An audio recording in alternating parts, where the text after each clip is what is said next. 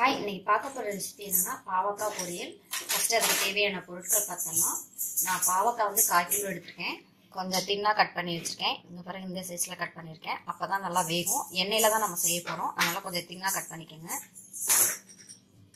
3 teaspoon எண்ணெய், அரை தக்காளி, ஒரு பெரிய வெங்காயம், கொஞ்சம் கருவேப்பிலை, தேங்காய், கடுகு, கொஞ்சம் மஞ்சத்தூள், 1 டீஸ்பூன் மிளகாய்த்தூள், அரை டீஸ்பூன் மல்லித்தூள், தேவையான அளவு உப்பு. இப்போ வந்து இது எப்படி செய்யலான்ட்டு பார்க்கலாம். ஃபர்ஸ்ட் எண்ணெய் சேர்த்துடலாம்.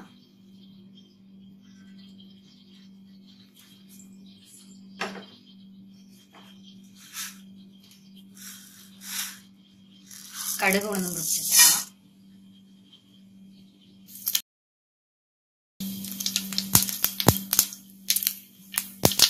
அடுத்து பாவக்காய் சேர்த்துடலாம். ஃபர்ஸ்ட் பாவக்காய் சேர்த்துடலாம்.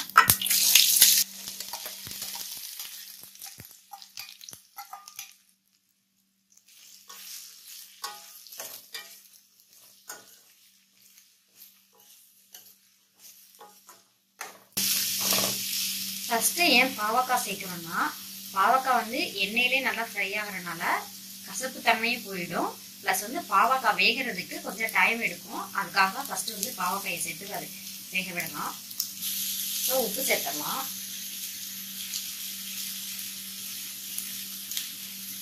நல்லா மிக்ஸ் பண்ணிடுங்க.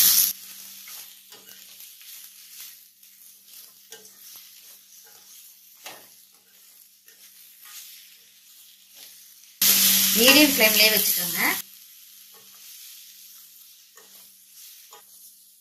இப்போ இதை மூடி போட்டு சிம்ல வச்சுக்கோங்க. இது ஒரு 10 நிமிஷம் வேகட்டும். இடையில ஓப்பன் பண்ணி பார்த்துக்கோங்க கருகாம இருக்கான்ட்டு.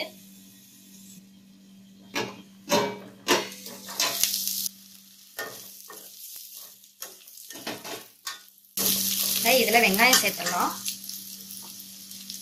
வெங்காயம் கருவேப்பிலை ரெண்டுமே சேர்த்துடலாம். இதே நல்லா மிக்ஸ் பண்ணிடுங்க.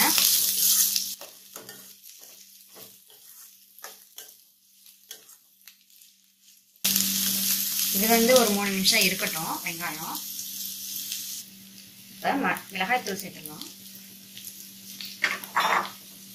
மஞ்சத்தூள்,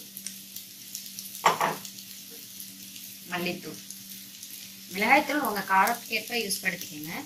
இதையும் நல்லா மிக்ஸ் பண்ணிடுங்க.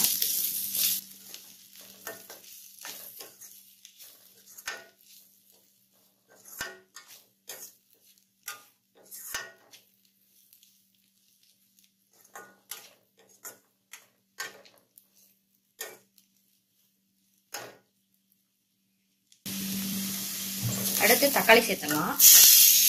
இதே நல்லா மிக்ஸ் பண்ணிடுங்க.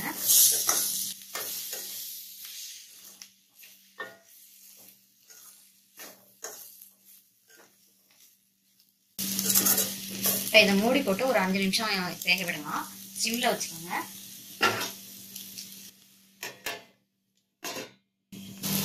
கடைசியா தேங்காய் சேர்த்துடலாம். இதே நல்லா மிக்ஸ் பண்ணிடுங்க.